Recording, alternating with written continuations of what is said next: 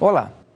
O objetivo da aula de hoje é compreender os aspectos iniciais, algumas aplicações financeiras de liquidez imediata, também compreender algumas definições básicas sobre investimentos temporários, alguns conceitos, classificação e também critérios de avaliação, além de aspectos contábeis e também os aspectos legais. O tema da aula de hoje é conceitos e classificação de investimentos. A partir de agora, nós vamos começar vendo alguns aspectos iniciais sobre a classificação dos investimentos. Toda empresa possui recursos financeiros que podem ser aplicados diretamente em suas atividades ou de maneira paralela às suas atividades operacionais. Essa escassez de recursos financeiros, ela ocorre muitas vezes devido a altas taxas de juros que são aplicadas pelos bancos.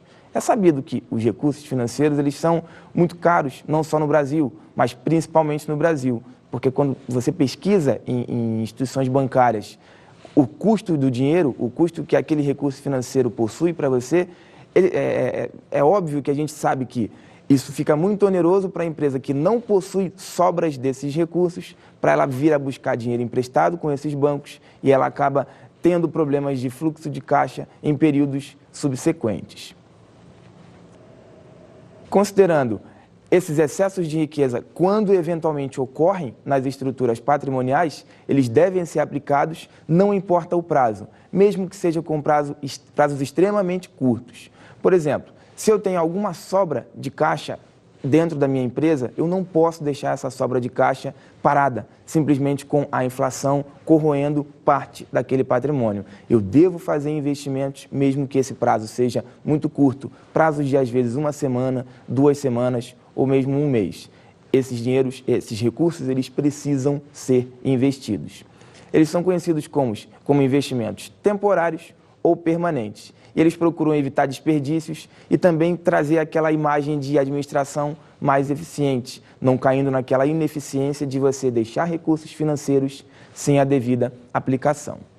Esse excesso de riqueza, ou essa fartura, se a gente pode dizer assim, de recursos financeiros, que você tiver a oportunidade de fazer aplicação financeira, ele pode ser dividido entre aplicações tanto temporárias ou aplicações permanentes. Isso vai ser definido, é claro, de acordo com os objetivos que as empresas tenham, sempre com o dinheiro que ela resolveu investir, sempre imaginando, isso pode ser investido dentro da atividade principal ou fora da atividade principal. Aplicações financeiras de liquidez imediata. O objetivo principal dessas aplicações, consideradas de liquidez imediata, é proteger o capital da desvalorização da moeda. Vamos pensar uma situação da vida cotidiana, do dia a dia. Eu tenho um dinheiro guardado em casa e optei por não investir esse dinheiro, por deixar esse dinheiro dentro de um pote, embaixo do colchão, ele guardado. Simplesmente porque eu achei que era a melhor coisa a fazer, que eu poderia precisar desse recurso a qualquer momento. Parece correto eu fazer isso porque eu tenho dinheiro a todo momento disponível. Eu tenho ele a qualquer momento sem necessitar de nenhum terceiro que me deixe esse dinheiro disponível. Só que, conforme o tempo vai passando, eu vou perdendo o poder de compra, eu vou perdendo o poder de barganha com esse meu dinheiro, porque a inflação, por menor que seja, ela vai corroendo parte do meu capital. E isso acontece também nas empresas.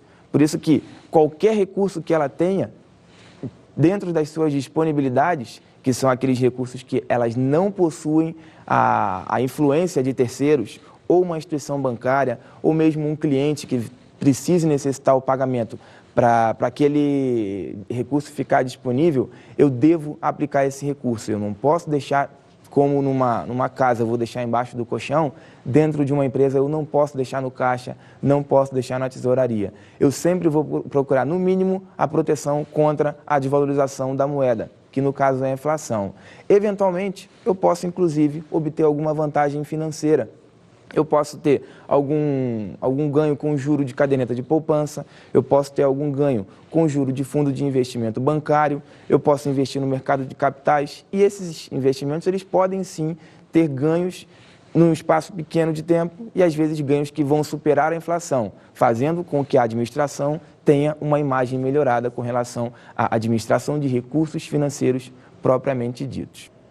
E, nesse caso, os recursos que são ditos como de liquidez imediata, apenas enfatizando, são aqueles em que as entidades empresariais elas não necessitam de nenhuma ação de terceiros. Por exemplo, eu tenho um dinheiro no banco que ele pode ser classificado como liquidez imediata ou pode ser classificado como outro tipo de investimento. Então, como é que isso vai ficar claro para a gente poder não confundir mais os investimentos de liquidez imediata?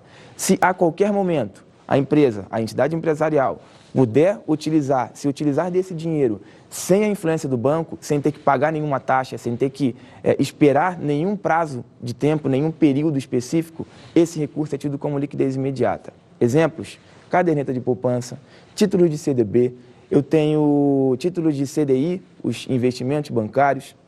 Então, todos esses tipos de investimento que, eventualmente, as empresas vierem a fazer em bancos, eles são tidos como aplicações de liquidez imediata.